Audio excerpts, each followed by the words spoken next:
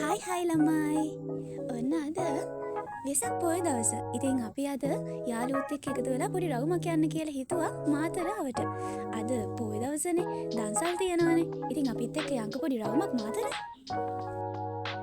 අපි ගමන මුලින්ම පටන් ගත්තේ දෙවුන්දරින්. ඔන්න බලන්නකෝ බීච් රෝඩ් එක. ඔන්න බලන්නකෝ ළමයි බීච් වීව් එක.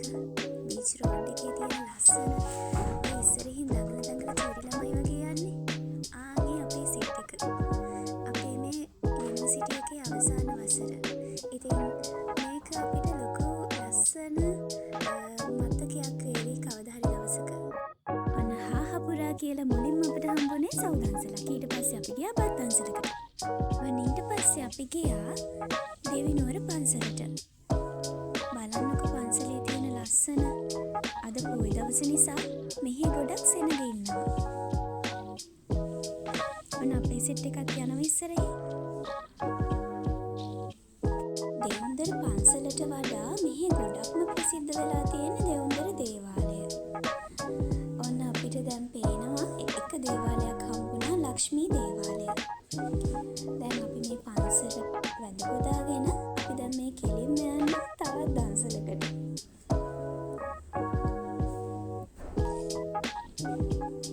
දැන් නම් ගොඩක් තවල් වෙලා. අපේ මතක පොතට තවත් එක් ආදරණීය මතකයක් එකතු කරා ඔන්න අපි. දැන් ඔන්න අපි ඉන්නේ අයිස්ක්‍රීම් දන්සල් පොලිමට වෙලා. චුට්ටක් සෙනගින්නවා. ඉතින් අපේ වාරේ එනකම් අපි ඔන්න බලාගෙන ඉන්නවා අයිස්ක්‍රීම් එකක් ගන්න. දැන් අපේ අනිත් කට්ටියත් ඉන්නවා උතන්ට වෙලා.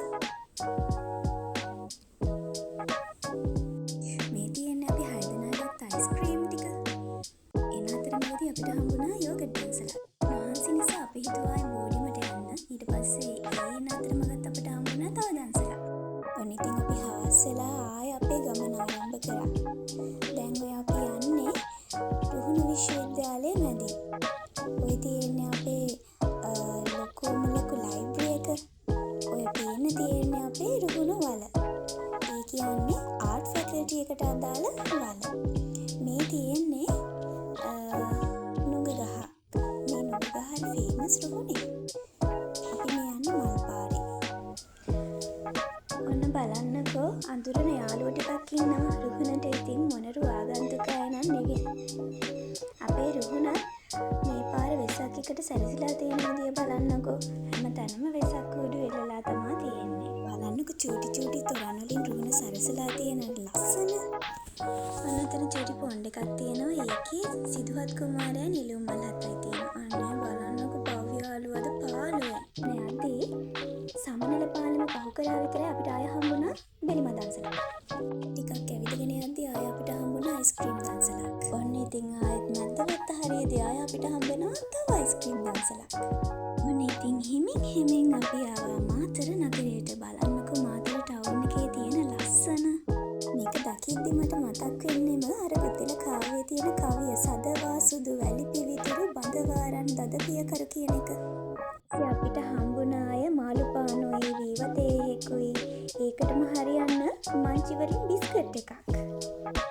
එනකෝ මාතර කොටුවේ තියෙන ලස්සන හරිම ලස්සන මායාකාර හැන්දෑවක් වගේ.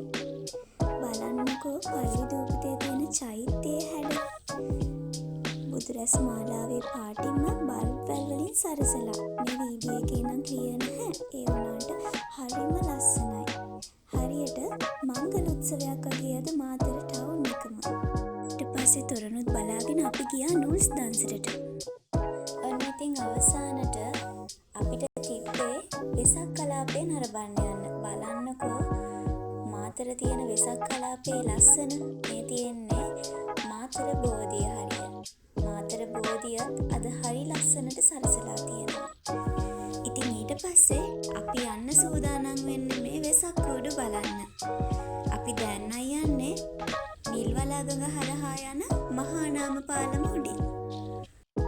ඔන්න ඉතින් බලන්නකෝ මාතර වෙසක් කලාපයේ තියෙන වෙසක් කූඩු වල ලස්සන. පෞද්ගලික ආයතන වලින්, රාජ්‍ය ආයතන වලින්, ආරක්ෂක අංශයෙන්, පාසල් වල ළමුන්ගෙන් තමයි මේ වෙසක් කූඩු නිර්මාණ ඉදිරිපත් කරලා තිබුණේ. හරිම ලස්සන කැරකෙන කූඩු එක එක විදිහේ කූඩු අපිට මේකෙදි දැක බලා ගන්න පුළුවන් වුණා.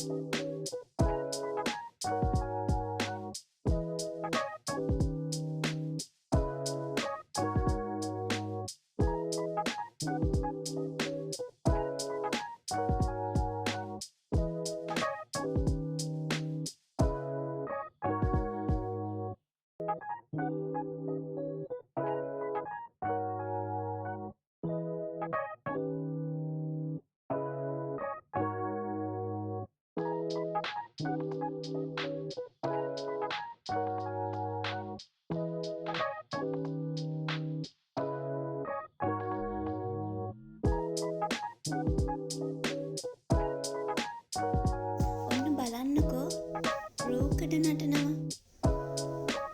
මම නම් මේ ප්‍රථම අවස්ථාව තමයි මේ වගේ එකක් බලන. හරිම ලස්සනයි නේද?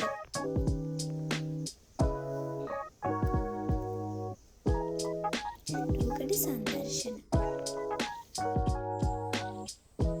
ඔන්න ඉතින්